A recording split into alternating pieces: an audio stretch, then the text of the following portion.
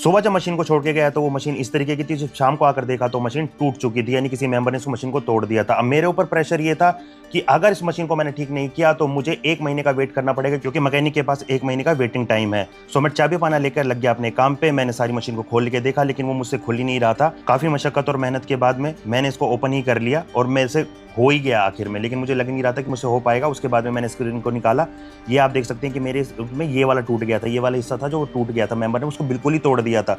मैंने इसके पॉइंट को निकाला, उसको दिखाया कि भैया देखो ये वाला है, और इसको मैंने अच्छे से ग्रीस को उसको साफ करने के बाद में, अपने सारे हाथ खाली करने के बाद में, मैंने स्टाफ से बोला कि भैया पेपर लाके दे दो, उसमें फटाफट मैं इसको रखूंगा। मेरे हाथ बिल्कुल काले हो चुके थे।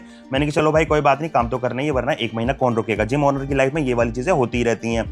मैंने हाथ दिखाया कि देखो ये हो रहा था। अब मेरे को प्रॉब्लम ये थी कि भाई ये तो मैंने कैसे भी करके खोल लिया, अब सामने वाला मैं कैसे खोलूंगा, ये मेरे लिए चैलेंज हो गया था और मुझे बिल्कुल समझ में नहीं आता कि किस तरीके से करूं। मैंने पेच उसको बार बार बदल के देखा, कई बार ट्राई भी किया, बहुत सारी चीजें की, लेकिन मैं बिल्कुल परेशान हो चुका था, फेडअप हो चुका था। फिर मेरे को समझ में नहीं आ रहा था मैं क्या करूं। मुझे लग रहा था कि कहीं मुझे 1 महीने का वेट ही ना करना पड़े और पंजाब से ही कहीं मुझे बुलाना ना पड़ जाए, और इसमें बहुत मैं परेशान हो चुका था, क्योंकि 1 महीना रुकना जिम ओनर के लिए बहुत प्रॉब्लम हो जाता है, क्योंकि कोई मेंबर इस बारे में सुनता नहीं है। मैं काफी हार मान चुका था और मुझे लग रहा था कि कहीं मुझे ऐसे ही ना करना पड़े। मन में हार आ रही थी।